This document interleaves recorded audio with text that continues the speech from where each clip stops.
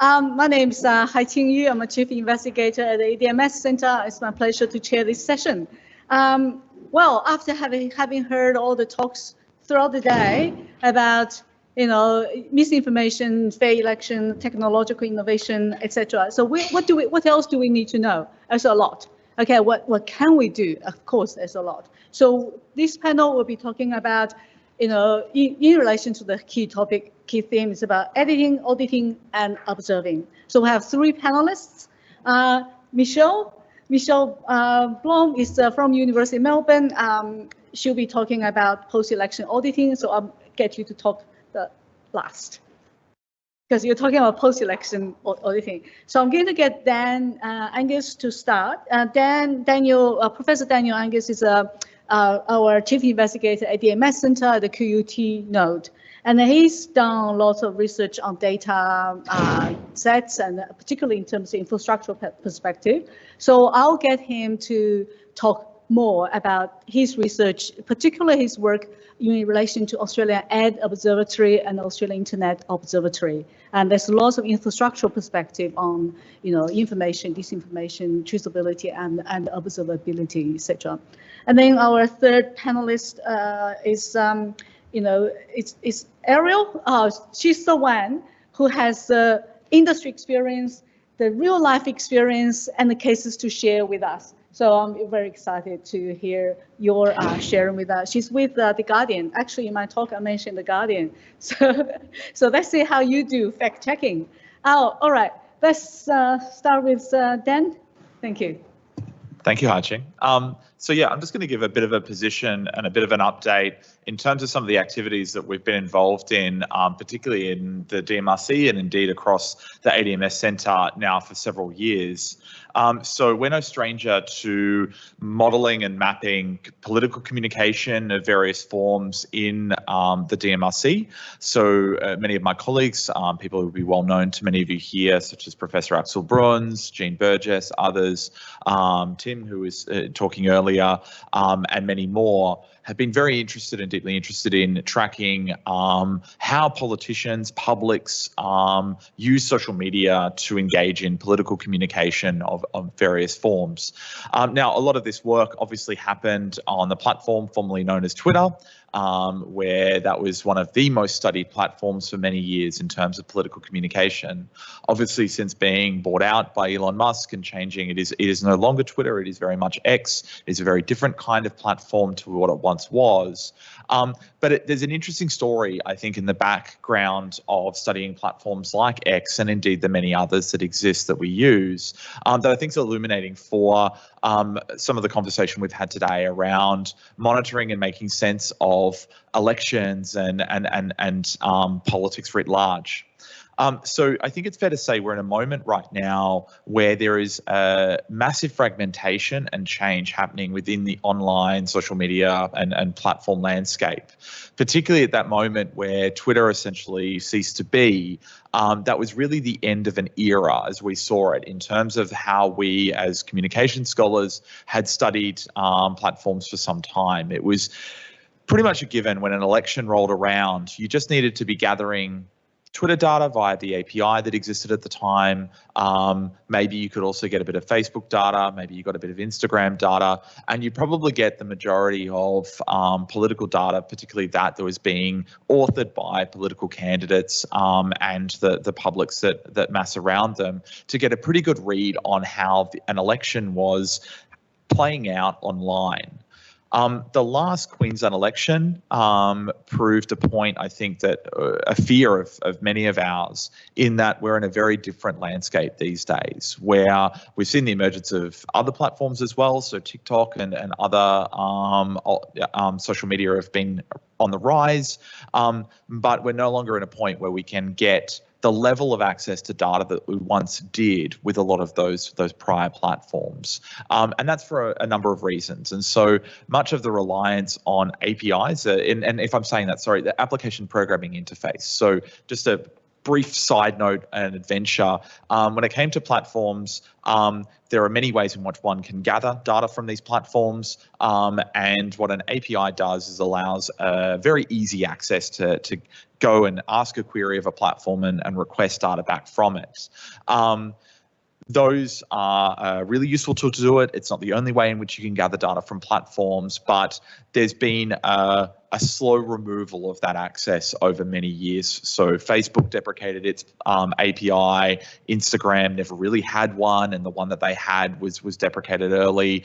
Twitter, when it changed over, got rid of its API. And so the drawbridges, if you like, are coming up in terms of how we as a research and the journalists and other civil society orgs can gain access into that data.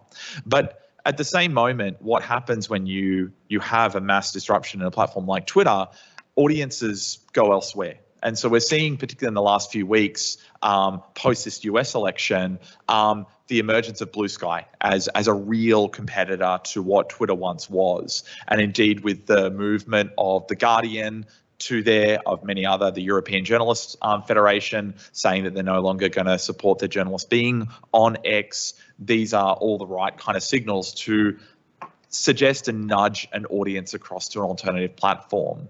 But yeah, what's really interesting, and this is not new, these kinds of moments have happened before, but in the context of tracking, these do raise questions about, well, A, how do we get data from these platforms, but B, as well, a moment for reflection on, is this the only way we should be gathering data from and understanding platforms to begin with, right? Have we maybe over-relied and over-milked the Twitter egg, that for a bit too long? Is it really, has it ever been a space where we could get a really reliable read on what are populations really thinking about particular issues? And is that the only space that we really should be in? And so that brings me to this idea of observation. So there was a paper by colleagues over in Europe by Reeder and Hoffman, and we use this work quite a lot in ADM+S, particularly around the next project I'll talk about, the Ad Observatory, because a limitation of just going to a platform and gathering the kind of forms of public data that we can see there means you don't really understand it from the perspective of a user. If all you're ever doing is kind of going on the platform and looking what are people posting publicly, what you're missing is me in my morning, on my phone, scrolling my feed, moving from platform to platform, making sense of whatever is in front of me. None of that is visible to a research community if we're only ever looking at just what I've actually done in a public way, right? So all you'll see is maybe the one Blue Sky post I made. You're going to miss all the other activity and things I've been doing as a user of that platform.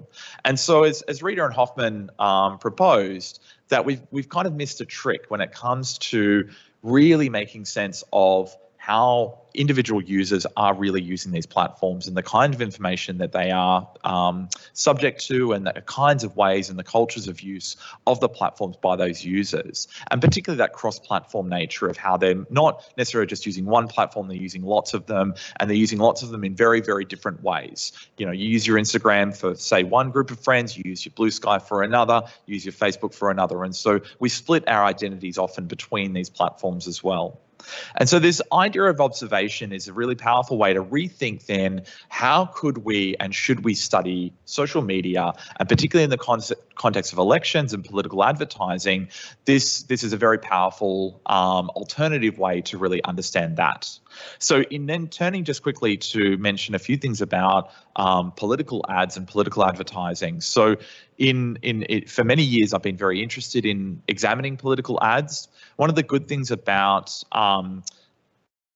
politics and elections is that they generate a lot of hype in the sense of how we should be able to study things like advertising. As a result, the platforms, particularly post-Cambridge Analytica, have done more to enable forms of, advertising transparency. And so we now have these tools, the Facebook and Meta ad transparency library. Google's got its own version. Many of the other platforms have them as well. But much of our recent work has critiqued these because they offer, again, a very thin form of transparency. You kind of take the platforms at face value that what they're showing you in those transparency dashboards is accurate.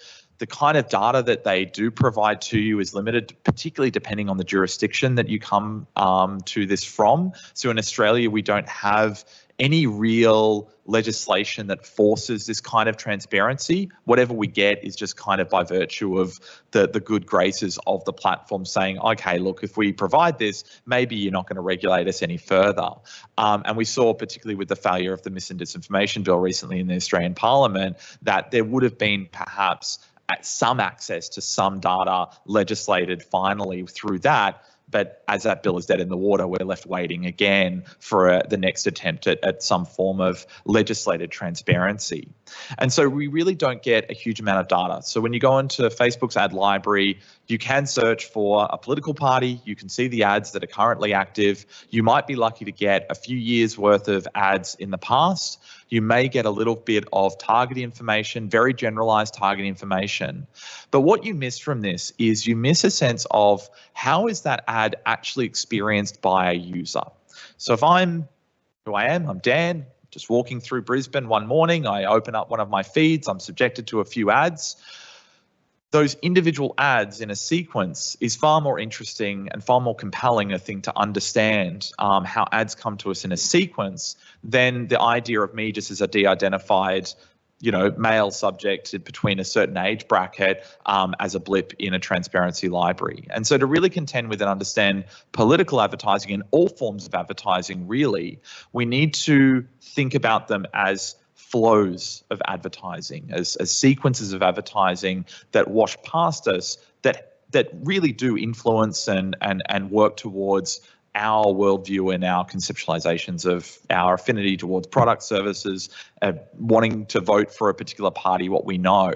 But as you can see in my explanation here, the transparency libraries themselves don't really give a sense of a coherent set of ads. They don't allow you to track at a de-identified user level. This person who saw this ad for this political party also saw these other ads as well. Have they seen, on balance, the same number of ads for both parties? We will never know, right, from those transparency tools. So what we're doing currently in the Ad Observatory is building tools to help bring that form of observation to bear across a number of different platforms. In the first phase, we had to go just at Facebook using a plugin that people could download on their browsers, on their laptops or desktops. That plugin, when it opened, meant that as someone was scrolling through, any ads that were detected were plucked out, sent to our infrastructure, and we could then make sense of those flows of ads in a de-identified and very secure way. The next version of this that we're already, and we just did a pilot of this for the Queensland election, is a mobile tool. So people can download an app now. It will run on their phone. It will screen record everything they're doing on their phone, but it will only intercept any ads that they've seen across a number of platforms that we've engineered it to detect ads from. And only when it's satisfied that that is an ad, it will send it off to our servers so we can use that and analyze it on our own servers. These things are helping us understand the kinds of messaging that people are subjected to, the manner in how they're being delivered to them as end users, and it paints a much better picture around how the associative logics of these ad systems are working. Because there's one finding that we're coming up with, and a language we're contesting around this at the moment, is about this idea of targeting of ads. Targeting of ads doesn't work in the way that some think it does. It's not that ad buyers are going in and saying, I want to buy ads for an 18-year-old white male in Vermont, Victoria, and I'm going to target them with these messages. It doesn't work like that. How it works is through proxies. The idea of, I know the kinds of people that are likely, say, to vote for me, and they are these users here. Find me more users like them. So it's the associative logics that are being used to do the greater amount of targeting. And so it's not like there's a vernacular or a sense of specific targeting, I want these people. That can still happen to some degree. It's more the pervasiveness of this associative logic. I know these people are hardcore voters, find me more like them. And that's where the danger lies in some ways, because it's through the proxy associations, which may encode race, may encode gender, may encode a lot of protected categories, that there is a real danger in how those systems work and a lack of transparency around them. Anyway, look, I could say a lot more, but I'm going to pass over to my colleagues here, and then if there's anything there that's of interest, we can pick it up in questions. Thank you. Thank you, Dan. So now we get to Ariel Bogle. She's here to share some real life experience, particularly since she's been a long time technological reporter, investigative journalist with a number of media outlets, now working for The Guardian. I'll talk a little bit about some of the election coverage I've done in recent years. So back in 2022, I was part of a team at the ABC at the time called Hidden Campaign, where we tried to track advertising, tried to track the spread of messaging on social media, but we also looked at the old school stuff, the pamphlets, the targeting of specific areas with different events and things. And then more recently, the voice referendum when I was at The Guardian last year. And I guess I think of the reporting that I was involved with in sort of maybe 4 broad funnels. And one is looking at the spread of claims. So we were not doing fact checking like the last panel was talking about, as much as tracking actors, how messages were spreading, which ones were taking off. Then we looked especially at money and funders, so trying to uncover the PR companies, the specific advocacy groups that might be behind different parts of different campaigns. We of course looked at advertising and collaborated with a lot of people in this room as well.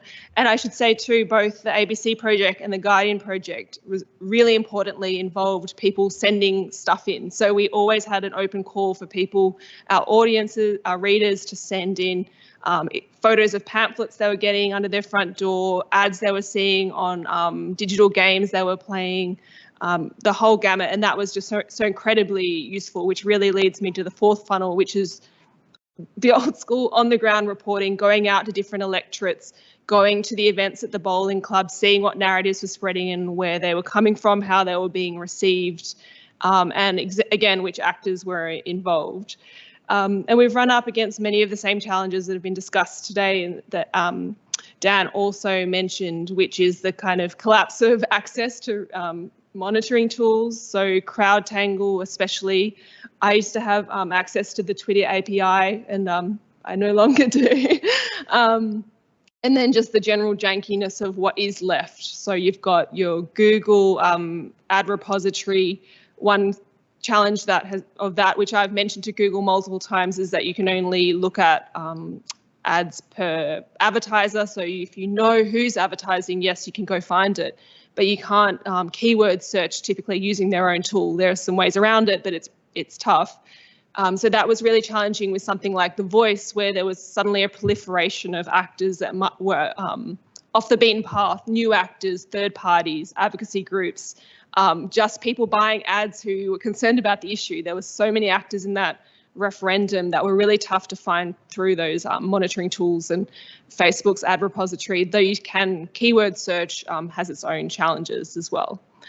I guess true to mention the other transparency challenge here is just the traditional ones of Australian political infrastructure, the lack of real-time donation data, the delay in finding out who's funding third parties. And just an example of this during the referendum, I'm sure many of you have heard of Advance, who were really behind the no vote campaign, but there was another firm associated with them called Whitestone Strategic, and the only way we were really able to confirm the work on the campaign is because of metadata I found on a PDF on their website.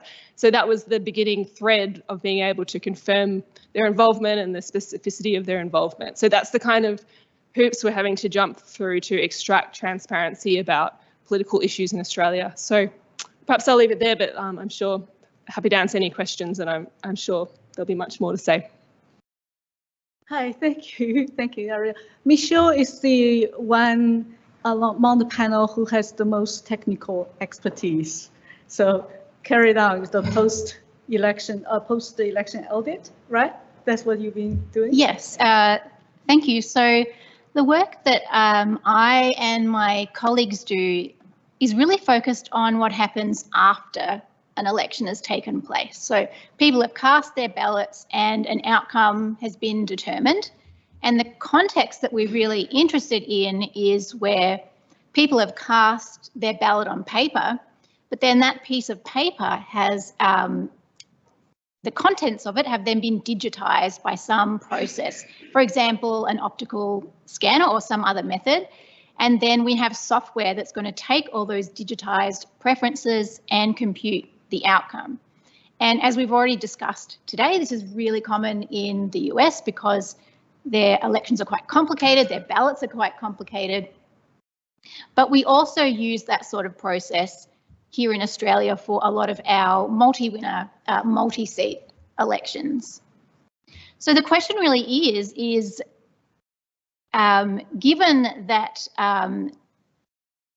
there's a lot of sort of machines and software involved in determining the outcome, how can we provide evidence or a certain degree of confidence that all of this infrastructure has interpreted and counted people's votes accurately, or that the error rate associated with this process is sufficiently low?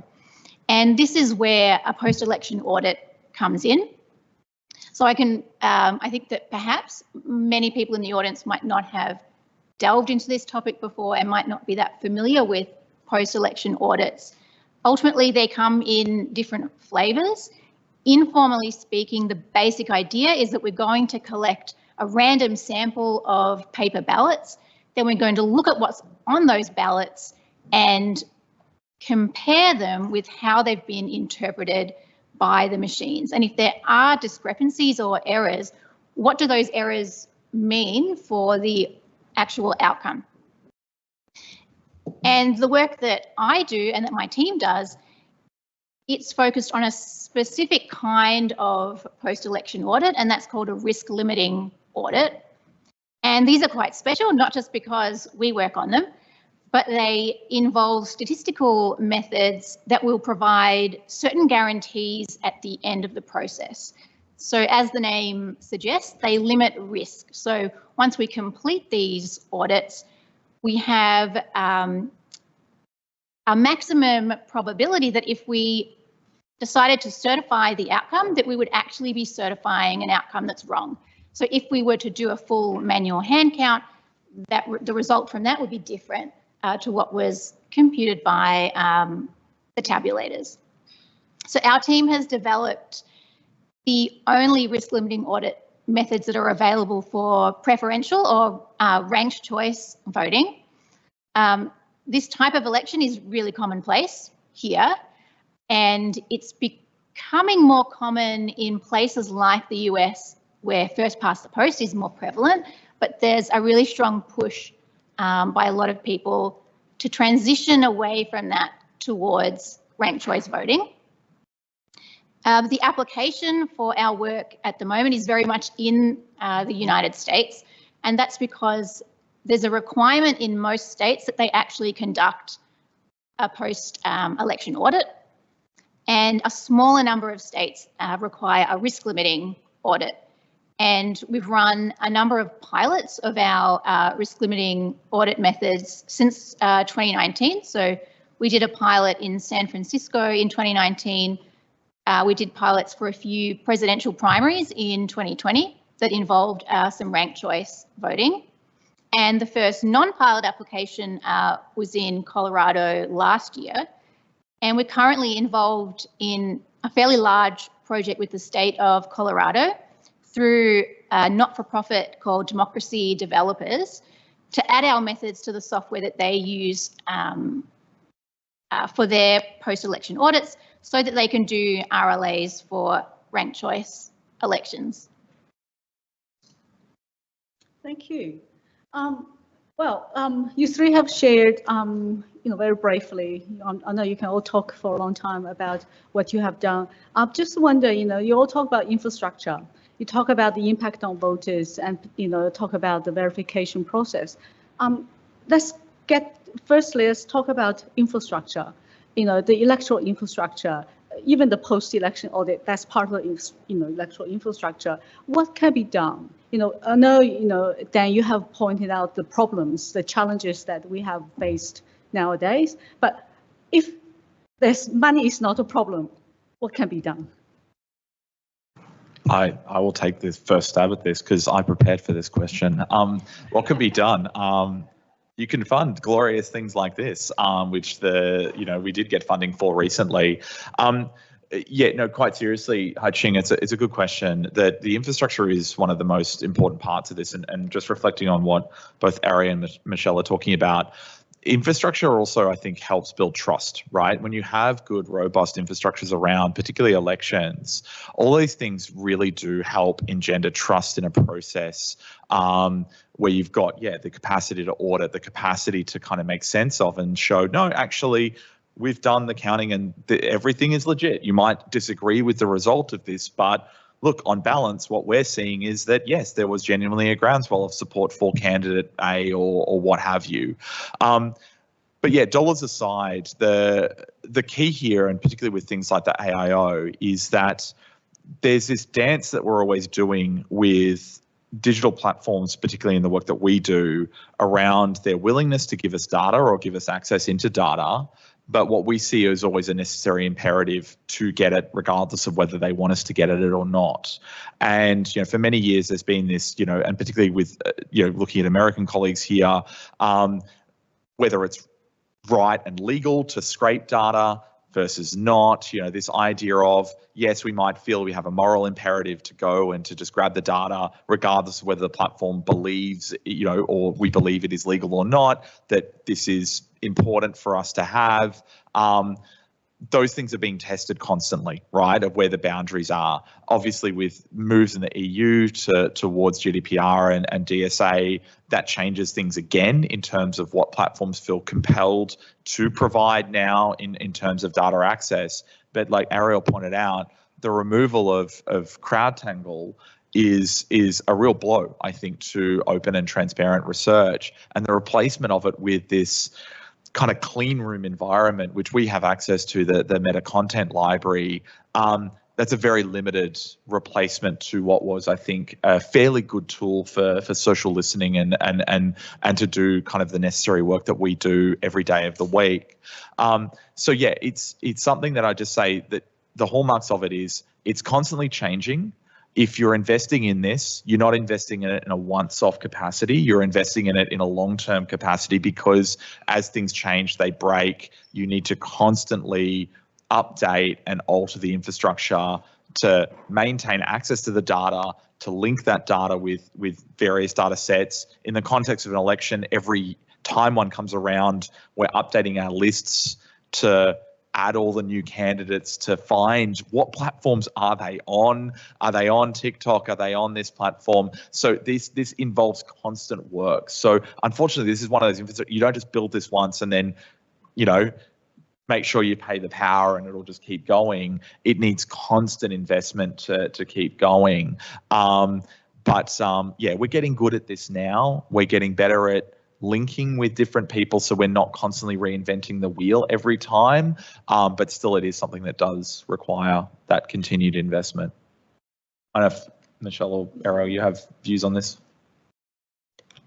Yeah, so I think this is a really interesting question to think about from an auditing perspective, because the audits are really focused on the infrastructure that's being used to scan ballots and to tabulate the outcome.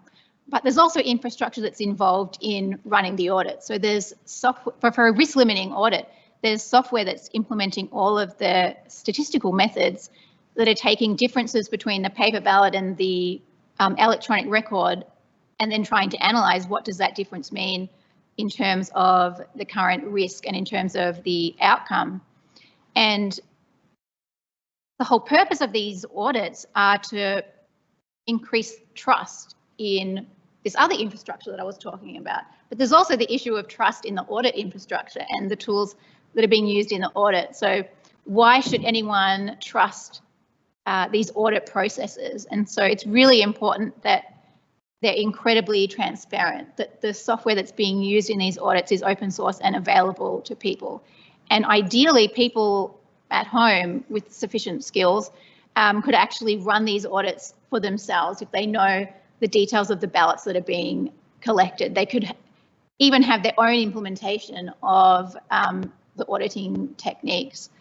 The other interesting thing to talk about, like if we had unlimited resources to work on these problems, is that we've only really solved the risk limiting auditing problem for single winner ranked choice elections.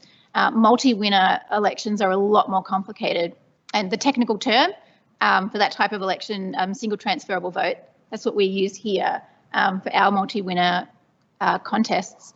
And the interesting thing is that we often talk about elections in the US being more complicated than the ones we have, but our single transferable vote elections are way more complicated than the single transferable vote elections that are in the US. Like, we have so many candidates and so many seats.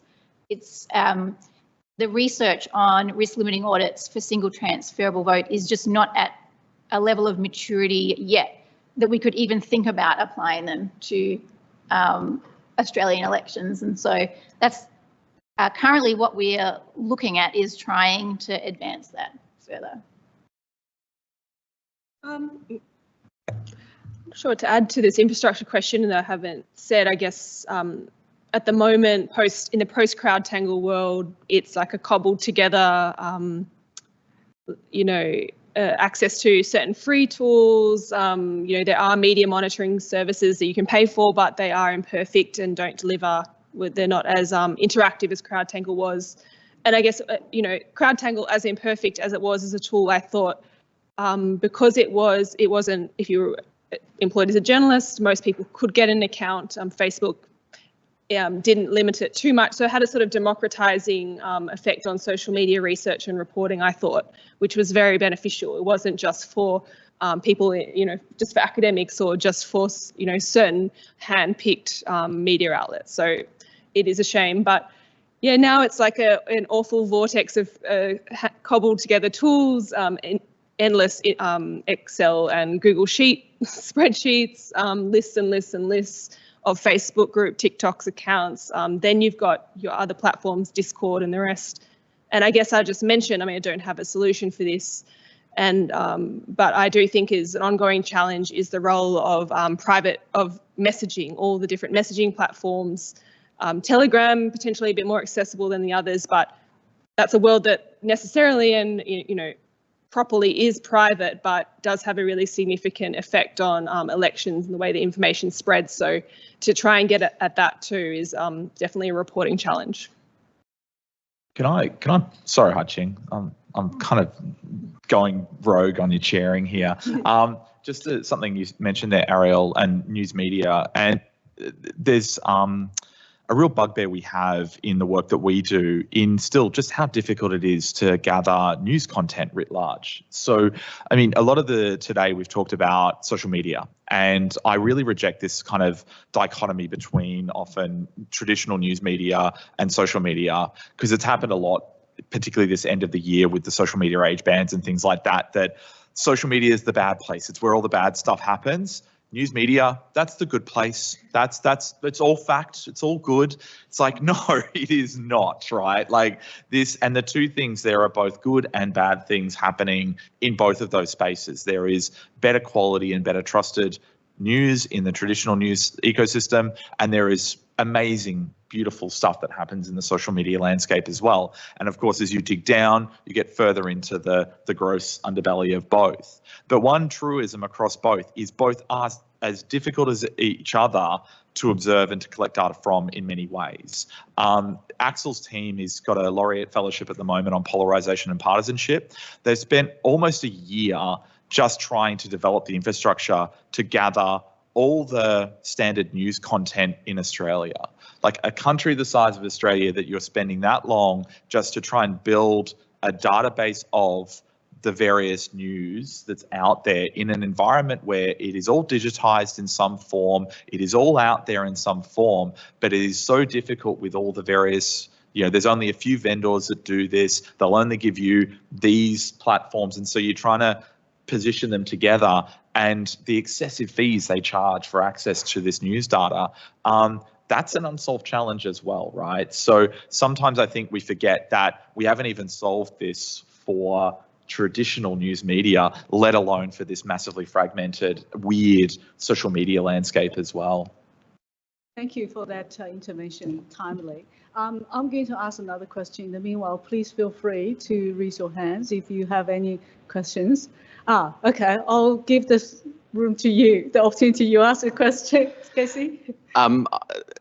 Sometimes when I'm feeling particularly existential about my life, I delve into dark places, and I wonder if we make a rod for our own backs sometimes with these attempts to observe. And I think, by way of simple example, I ran a Twitter bot a couple of years ago that was tracking just like the amount of engagement on politicians and MPs' Facebook pages, and we'd publish out, I'd tweet out a top 10 list every day of engagement.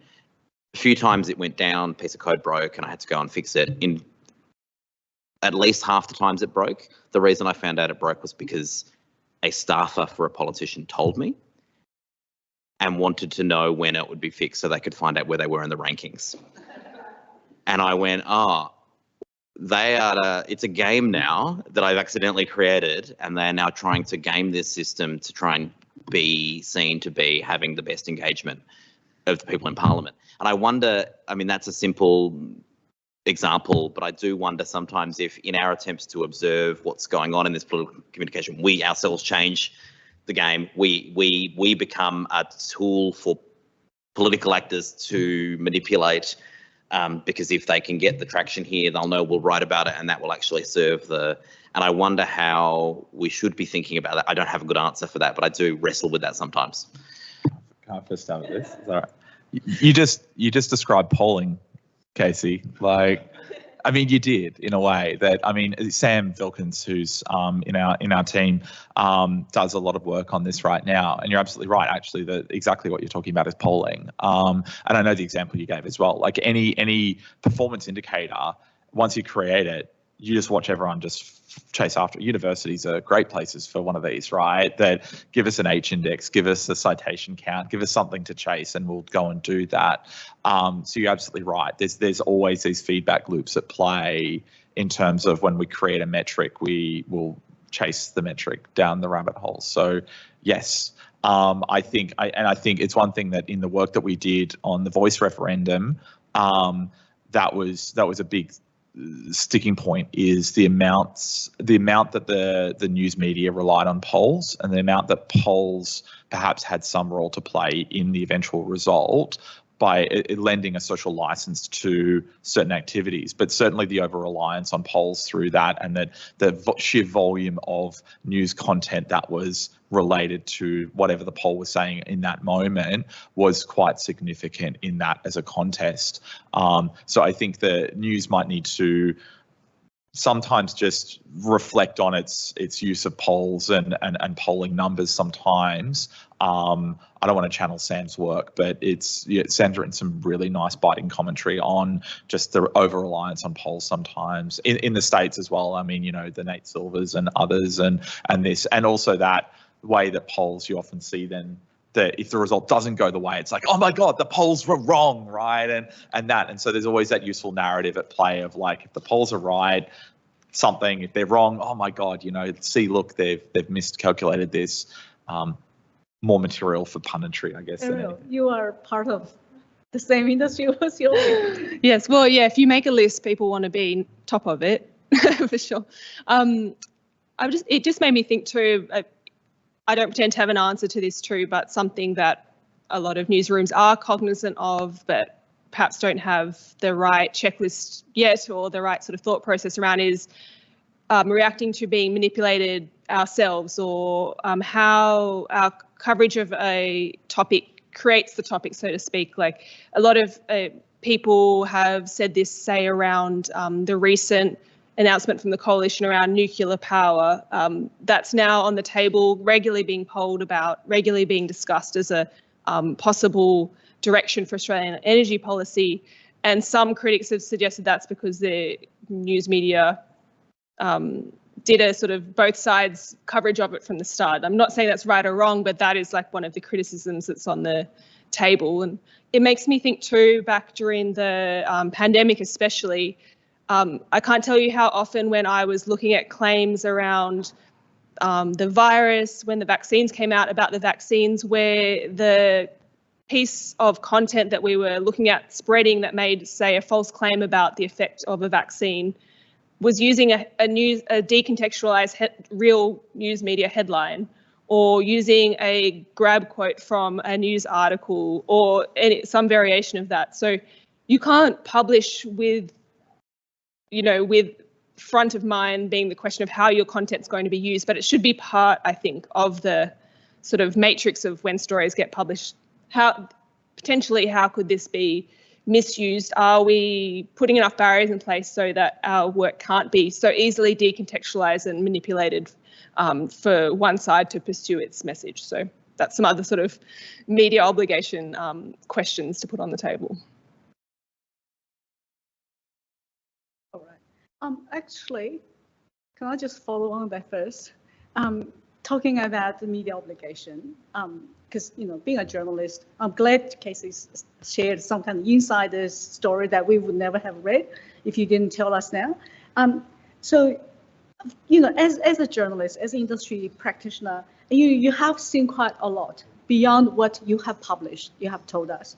And is there anything that you would like to suggest in terms of reform, in terms of reforming the election integrity in this context of AI, political advertising and online environment, where, as Dan said, there's no kind of division between traditional media, old media, and the new media, because you are part of them, they are part of you, right?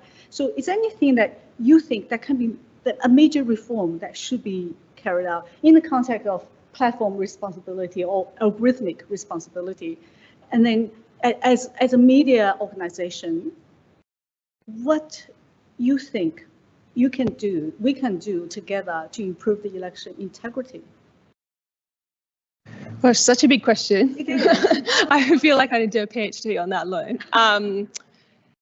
Gosh. Well, I mean, this is really basic, and I'm sure the ABC Verify team and anyone that covers kind of online conversations goes through this sort of rubric when covering it. Is this piece of content verifiably false, verifiably problematic, or some other category? There's so much stuff, like, do we need to say anything about this anyway? Like, how big does a piece of content need to be? How many reshares does it need to have? Where can it have spread that makes us obliged to, or puts it in the camp of we should cover this because it's having an impact, versus are we going to cover it and make it a story in the first place? So this is something we're wrestling with all the time.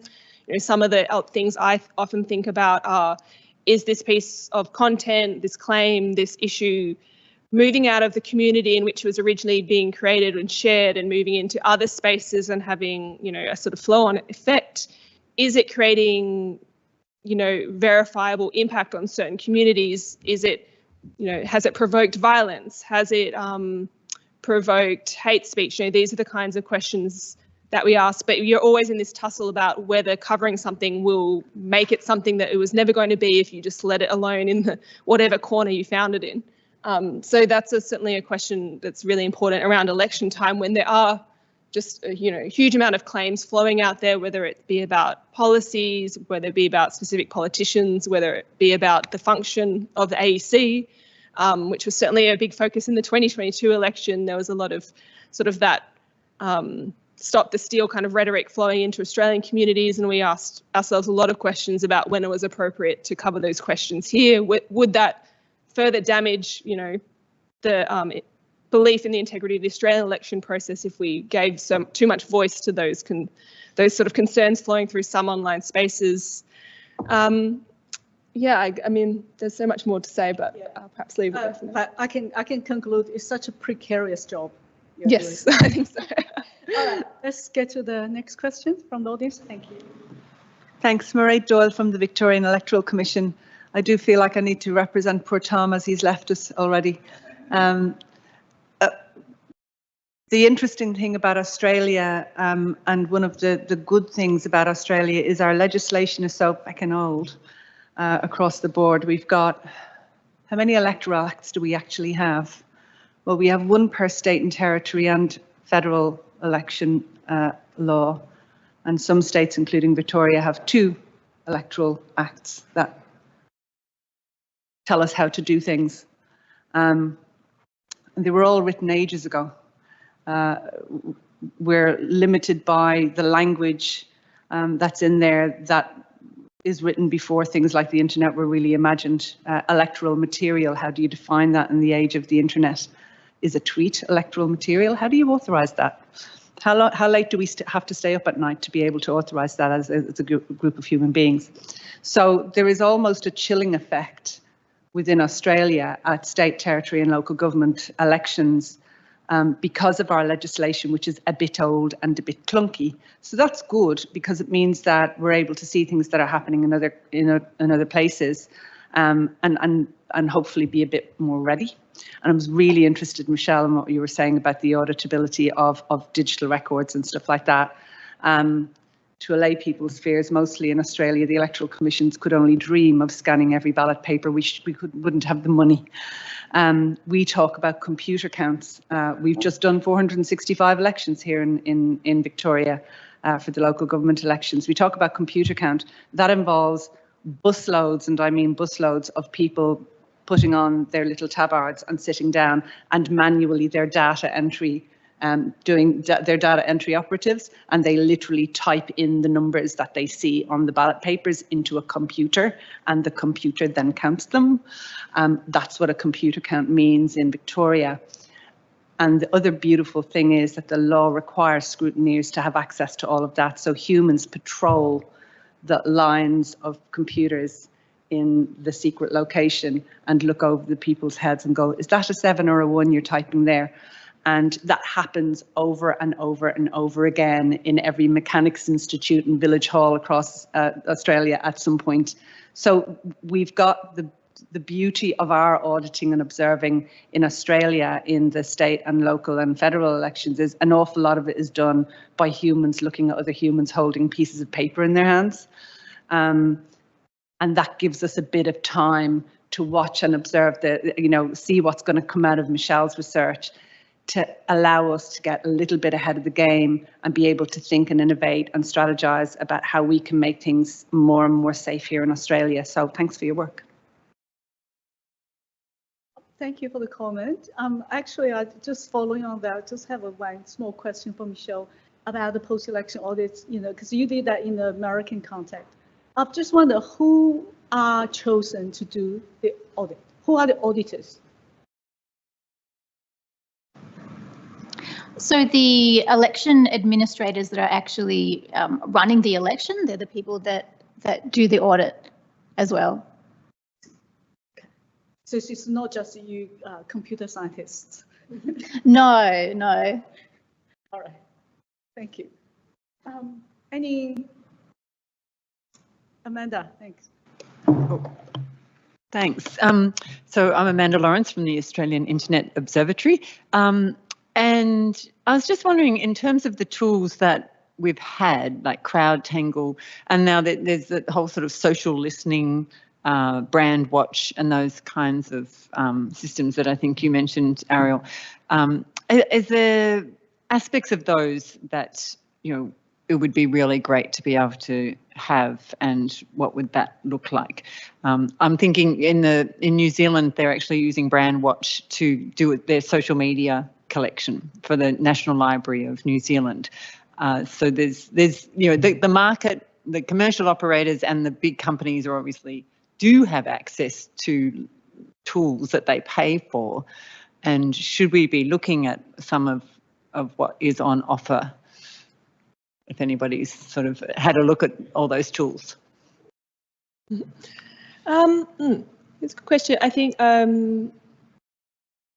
just trying to think of ones that there's this tool called Junkipedia. I don't know if anyone's had a go on that. I do think it's useful because it has really delved into new platforms. So it's got does it have Truth Social, maybe Getter, which is another one of those like American Trump affiliated sort of Twitter ripoffs. And it has, it just has more of the what you might have once called alt platforms and, increasingly mainstream platforms. And I guess it's useful too because especially during the voice, found that, I mean, it was a really interesting mix. We'd get sent a pamphlet by someone down in Wollongong, south of Sydney, that would have, you would get the pamphlet, it would have a website or have a QR code, it would lead you to a website, that would lead you to a Telegram channel, that would lead you back to a Twitter account, that would lead you back to the, like, you know, nothing was like just paper, just Twitter, just Facebook. There was always an ecosystem. So any tool that lets you like plug into that and see that whole life cycle is incredibly useful. There's a lot of like really interesting Telegram monitoring platforms, but they're very Eastern European focused typically. So Telemetry DB and others. I've not yet found a really useful Australian Telegram focus, any Telegram focused tool that has a really good pickup of Australian accounts or Australian trends. So I just put that on the table too. If anyone's listening and wants to build one, that would be great. Yeah, I mean, there's a whole bunch out there, Amanda. The problem is, for a lot of it, sometimes these are just side projects for certain kind of research groups where someone's developed a scraper or a tool to enable download of content from one particular platform, up to the stuff that you're talking about, which is a, you know, kind of more polished, maybe, you know, graphical user interface driven solution, but that comes perhaps with a subscription cost or some other kind of limitation around it. But I totally agree with Ariel's point here that something that we're very focused on right now is trying to do more on the kind of linking, and it's dangerous too, right? We understand there's huge ethical implications when you try to do cross-platform linking, because you amplify the risk to participants perhaps in tracking them across lots of platforms, and that it feels invasive. It is invasive in some ways, but in terms of tracking, you know, very well-known public, like if you're talking about the political candidates themselves, parties, very public figures, we always feel that that's fair game. But yeah, colleagues at Roskilde University, so Jakob Christensen has done some really good work on this, again, that Eastern European context Ariel's talking about, of the cross-platform, how you actually build this for a lot of those, but particularly watch how certain information starts in one, moves, changes, morphs, and then moves to another. And that's very much, I think, where the next phase of communication research is going, is very much trying to trace the flows of information as they move and morph across platforms. And again, to that point where, yeah, there's not one election myth or one particular powerful statement doesn't just exist in one platform. It is moving at all times through and changing as it goes. And so our infrastructures need to be very, very much attuned to that, able to track that accurately and do it in near real time, because this stuff is happening so fast, it's so ephemeral, that if you're not catching it sometimes when it's happening, you lose any chance to pick it up later. That's another big aspect to, I think, the change I've seen, is that whereas before it might have been possible to go back in time and pore over the election and collect it post hoc, these days, more and more, unless you're there in the moment collecting it as you go, you've got Buckley's chance of being able to go back and figure out what happened.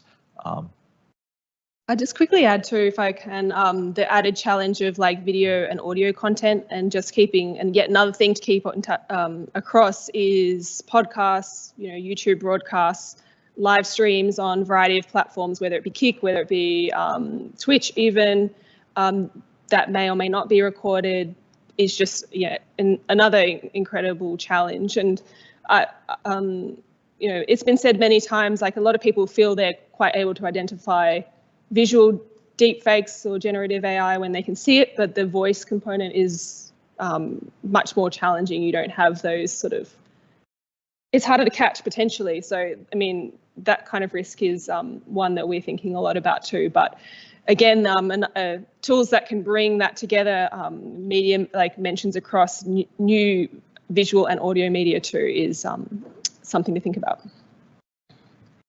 Great, thank you. Our panel is drawing a close, so I'm just going to say we start with the chat about electoral infrastructure.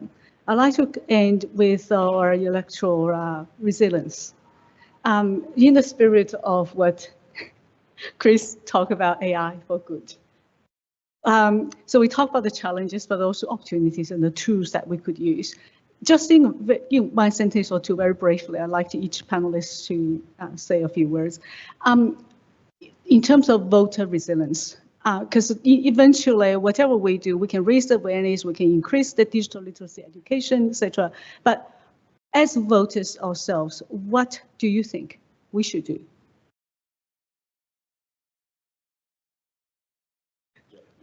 Like I'll have an instant answer for this. Well, we shouldn't disempower and disengage our youth for a start. They deserve to be online and protected in an online space, not taken off those platforms, infantilized and treated like they don't know what's going on. In many cases, they're more resilient to scams and bad actors than older generations are. And so that's a start. They're going to inherit the democracy that we have. So better off to, I guess, empower them and make sure we leave them a better digital environment rather than disempower them. I'll say that. I'll stop. I'll just say that. So I think that one thing that voters can really do is to try and educate themselves as to how does the tabulation process actually work for the elections that we have. And I feel that most people I talk to, if I ask them, how do you think it works, they sort of don't really know.